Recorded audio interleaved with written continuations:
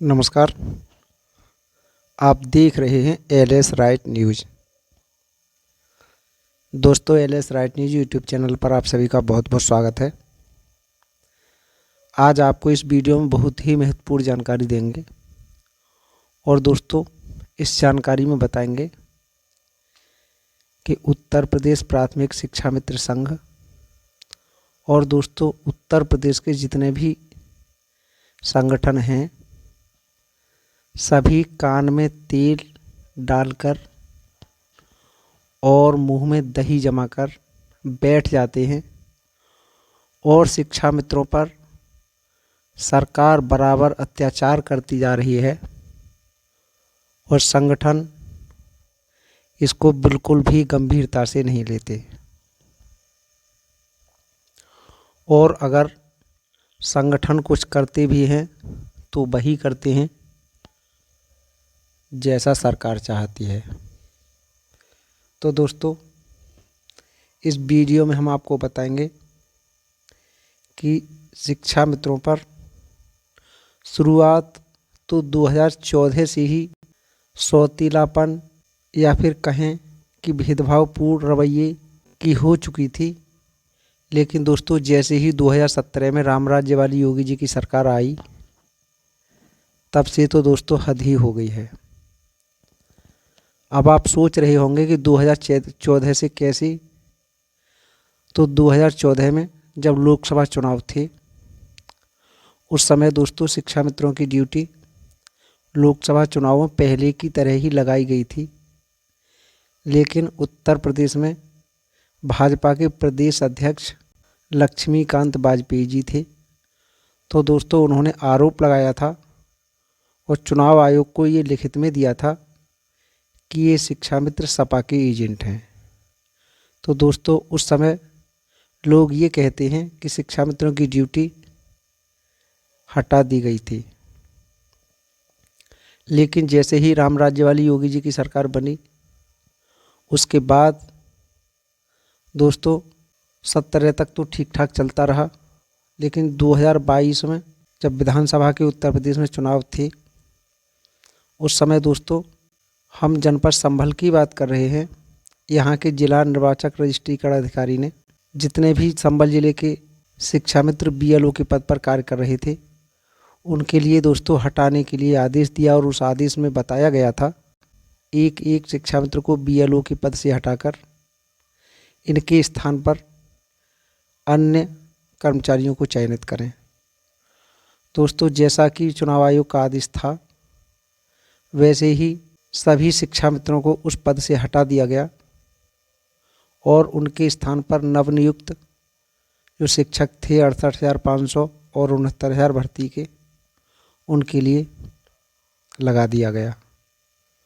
दोस्तों पूरे प्रदेश में वोटर लिस्ट बनाने का काम चला, जबकि 2022 में ही शिक्षा मित्रों की ड्यूटी बीएलओ पद से हटाई गई।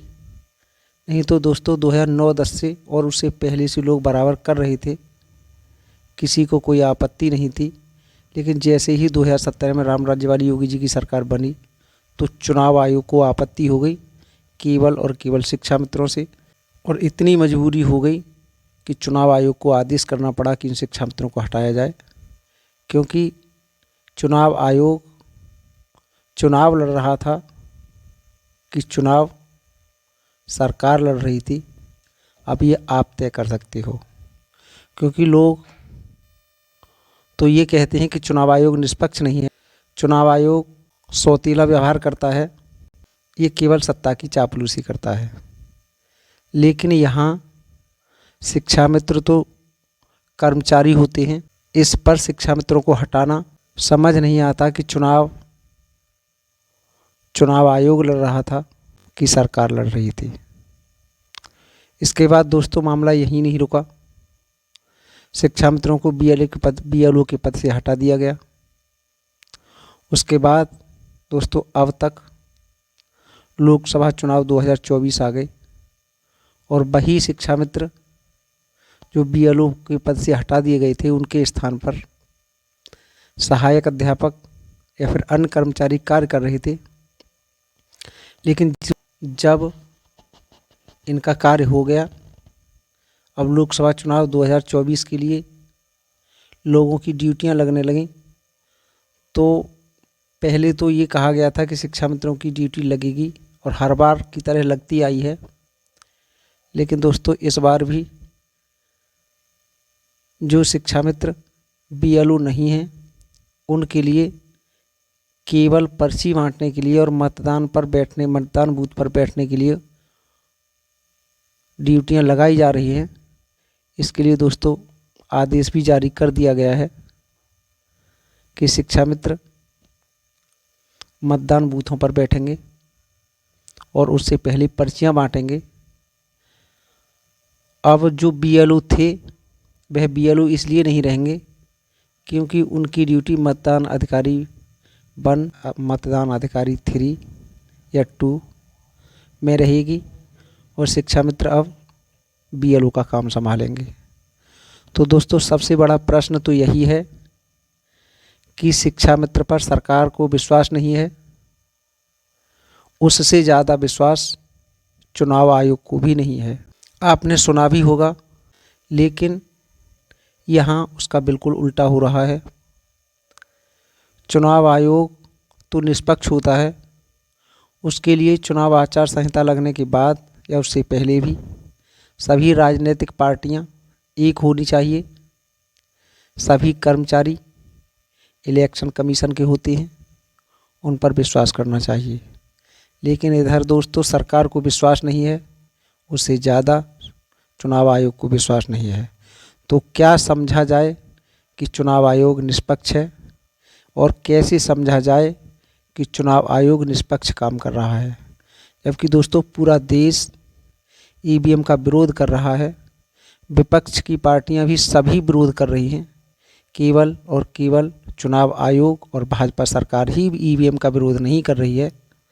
और इधर 2022 में BLO पद से शिक्षा मित्र हटाए गए, 2014 में भी सपा का एजेंट बताया गया और दोस्तों 2024 में भी शिक्षा मित्र इनकी ड्यूटी न लगानी पड़े, यह शिक्षा मित्र सरकार या भाजपा सरकार का अहित कर देंगे, ये सोच करके ही शिक्षा मित्रों की ड्यूटी अब BLO के पद पर लगाई जा रही है।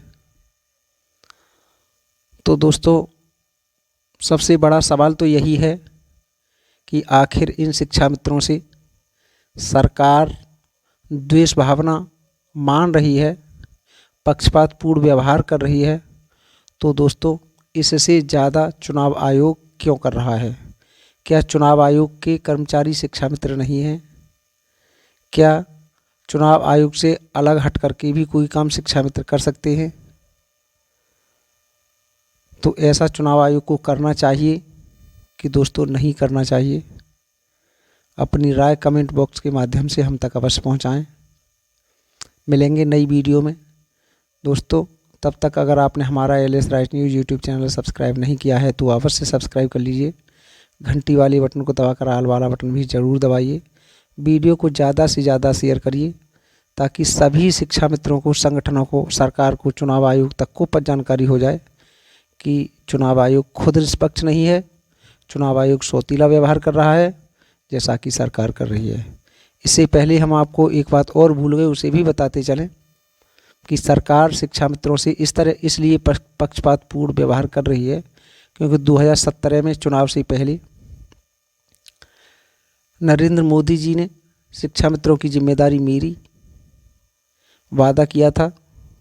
2017 में भाजपा ने संकल्प पत्र में लिखा कि शिक्षा मित्रों की जिम्मेदारी हमारी जिम्मेदारी है, लेकिन उसके बाद सरकार जैसे ही बनी वैसे ही 42,000 से घटाकर 10,000 कर दिए और 12,000 शिक्षा मित्र अब तक मर चुके हैं। दोस्तों इसी को ध्यान में देखते हुए सरकार शिक्षा मित्रों को प्रताड़ित कर रही है और उसी के बदले में सरकार ये भी अच्छी तरह से जानती है कि शिक्षा मित्र साथ नहीं देंगे, लेकिन सरकार ये कैसे जान रही है और चुनाव आयोग के नियमों को ताक पर रख करके शिक्षा मित्र कैसे काम कर सकते हैं। इस वीडियो में इतना ही, मिलेंगे नई वीडियो में नई जानकारी के साथ। दोस्तों, आपकी हमारी इस वीडियो के बारे में, सरकार और चुनाव आयोग के बारे में क्या राय है? आप हमारी इस वीडियो के बारे में क्या सोचते हैं? अपनी राय कमेंट बॉक्स के माध्यम से हम तक अवश्य पहुंचाएं। मिलेंगे नई वीडियो में नई जानकारी के साथ, तब तक दीजिए इजाज़त। नमस्कार। जय हिंद, जय भारत, जय संविधान।